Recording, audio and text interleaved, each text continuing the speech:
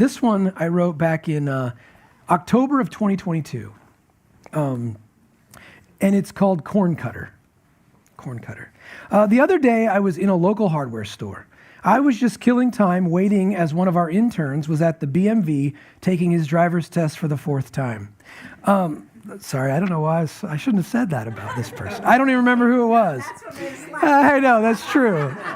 But, you know, I was tired of just sitting at the BMV waiting. I needed to go for a walk. But anyway, I was enjoying looking at all the rows of tools. Today, I was thinking that I need to get a machete. Yes, a machete would be a very useful thing in my life. Adventure finds you when you own a machete.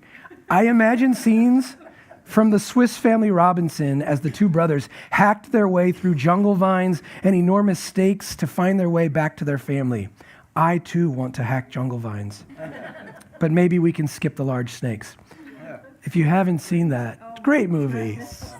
Swiss Family Robinson, that'll make you laugh. The pirates part at the end is so funny. Anyway, our friends and I, we used to just watch that part. Rewind it.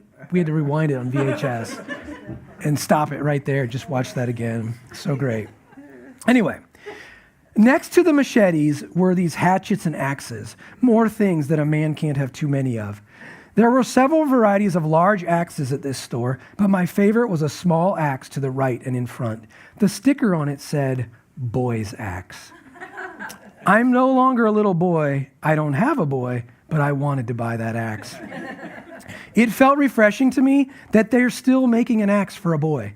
I picture a father out by a woodpile swinging his axe, and not too far away, his young son swinging away with his axe, just wanting to do what he sees his father doing. It reminds me of the many things growing up that I wanted to do because I saw my father do them. Whether it was carrying a bale of hay or driving a tractor, it was natural to try to follow in his footsteps. One of my favorite memories from growing up on the farm was when my dad and grandpa would open up a cornfield so they could begin the process of chopping corn and filling the silo. We had a chopper that was pulled behind a tractor, so they needed to remove 2 rows of corn the entire distance around the field so that they wouldn't just drive over the corn and waste a bunch of it. Does that make sense? Because if in the picture of your mind, you got to drive around this field because you're pulling an implement to chop up the corn. And if you don't clear it first, you drive over the corn and destroy it. So we didn't have a fancy one where the picker was in front and you wouldn't drive over the stuff. Anyway, so they would get the pickup truck and their trusty corn cutters. I don't know the official name for these tools, but they had a handle and a half-circle blade that they could swing with one hand and easily chop down a stalk of corn. Dad and Grandpa would each take a row and start cutting.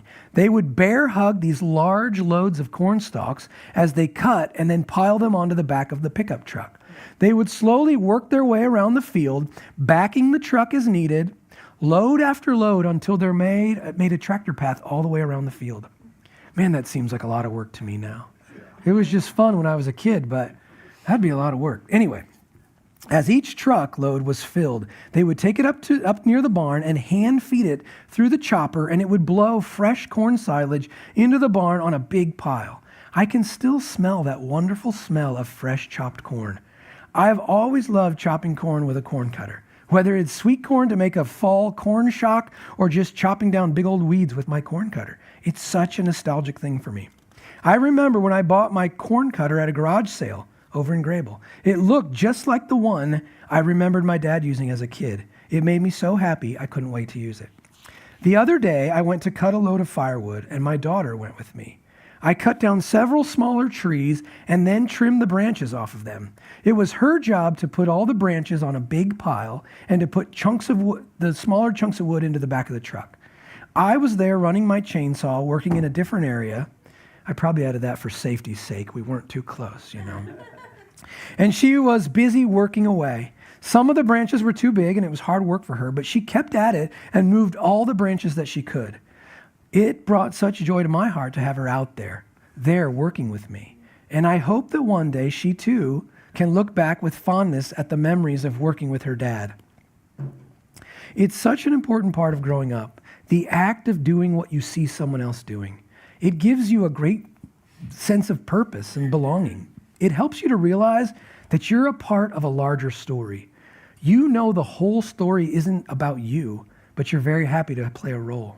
After all, we all have to start somewhere, and I think working alongside your dad is a good place to start.